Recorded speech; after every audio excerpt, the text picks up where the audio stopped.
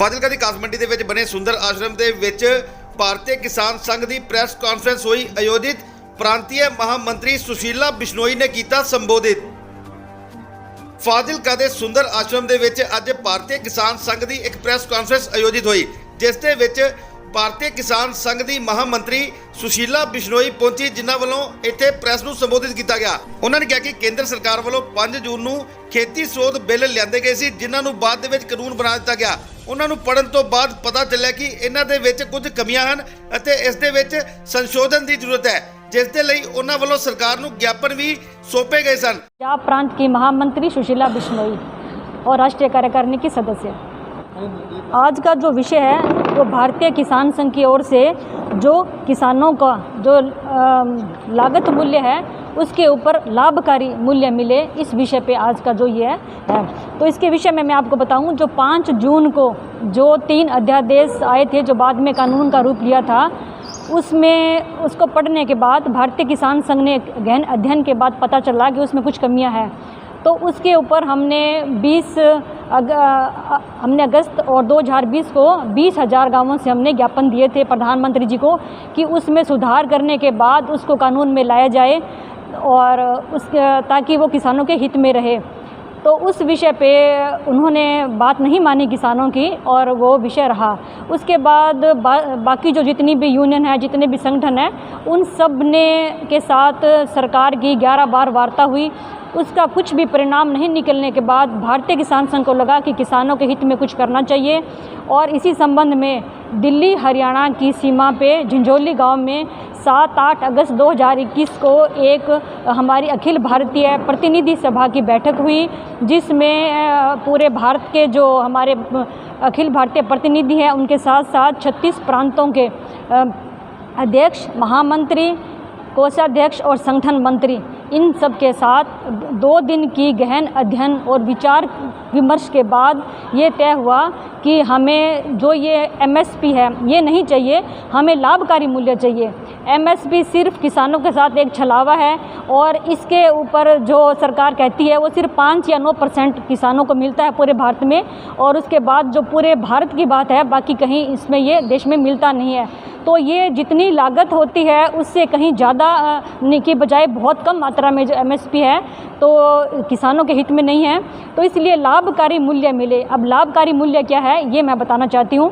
लाभकारी मूल्य में ये होता है कि किसान की जो लागत है, जो उसकी डीजल है, खाद है, बीज है, स्प्रे है, उसका ट्रैक्टर है, उसमें लगने वाले जो उसके संसाधन है, हल वगैरह जो भी, और उसके बाद जैसे कभी उसका ट्यूबवेल ख़राब होता है, कभी उसकी मशीनें ख़राब होती है, उसका भी लागत आती है। उस सब लागत को जोड़ने के बाद मुनाफा जो मिले उसको कहते हैं कि लाभकारी मूल्य।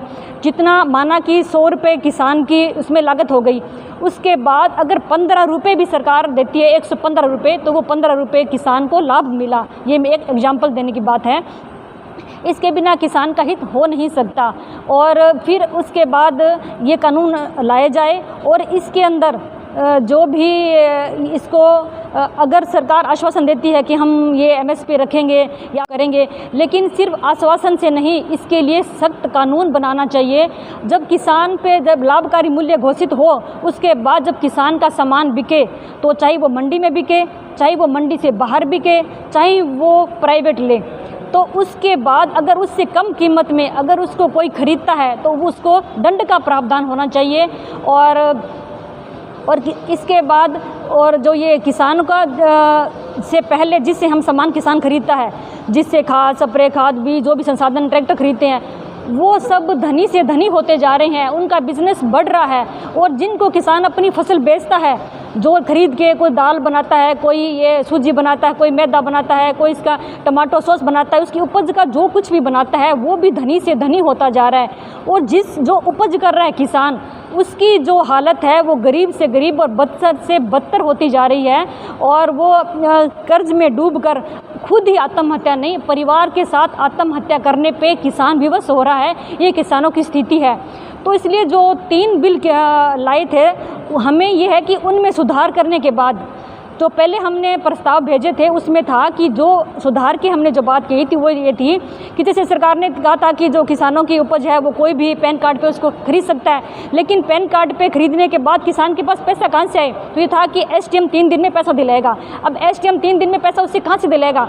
उसमें हमारा सुधार ये था कि जो उसके अंदर है कि जो भी बाहर से पैन कार्ड पे सामान खरीदे किसान का, लेकिन उसका सरकारी पोर्टल पे उसका होना चाहिए ताकि हमें पता लगे, और उसकी बैंक में गारंटी होनी चाहिए, उसका राज्य और केंद्र में उसका पंजीकरण हो ताकि किसान को पता लगे कि इस व्यापारी के पास इतना पैसा है और ये हमारी उसको दे सकता है। और उसके बाद क्या है कि किसान के लिए अलग से न्यायालय हर ज़िले में, ताकि किसान को अपने ज़िले से बाहर ना जाना पड़े और उसका न्यायालय भी अपने ज़िले में हो। ये हमने पहले सुधार भेजे थे।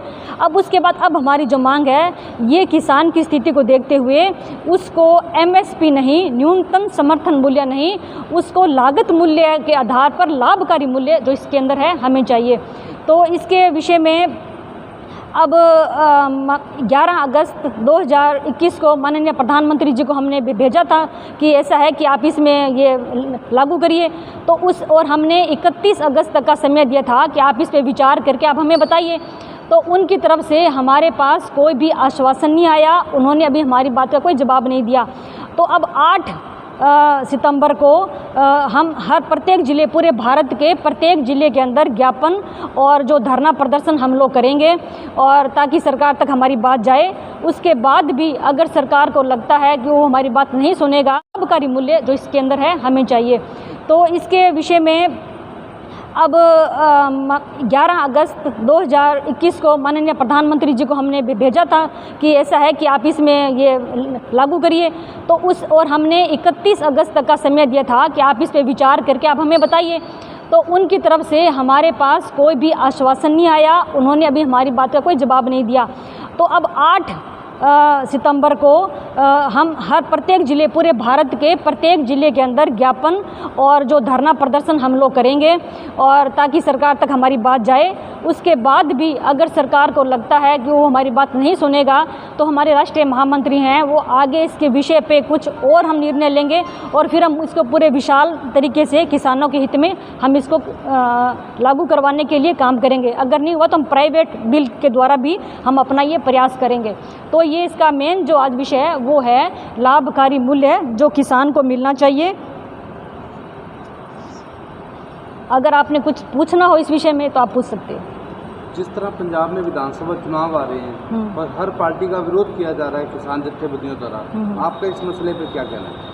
देखो जी, जो भारतीय किसान संघ है ये कोई राजनीति से इसका लेना देना नहीं है। हमारा मुद्दा इतना है, किसानों के हित में काम हो। हम किसी पार्टी का ना समर्थन करते हैं, ना हम किसी पार्टी का विरोध करते हैं। ये सिर्फ किसानों के लिए और किसानों के हित में काम करने वाली ये पार्टी है, और राष्ट्र हित को देखकर हम किसानों का हित देखते हैं। जो 3 काले कानून बनाए गए हैं जिनको किसान बोलता है काले कानून जी, उसका विरोध करते हैं आप?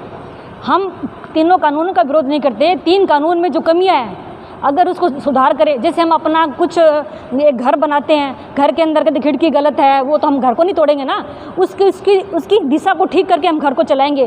कानून की है तो किसानों के लिए अच्छा हो सकता है। अगर भारतीय किसान संघ ने जो सुझाव भेजे हैं उन सुझावों को अगर इसमें शामिल किया जाए और लाभकारी मूल्य मिले तो किसानों के हित में ये कानून बन सकते हैं, वरना नहीं बन सकते।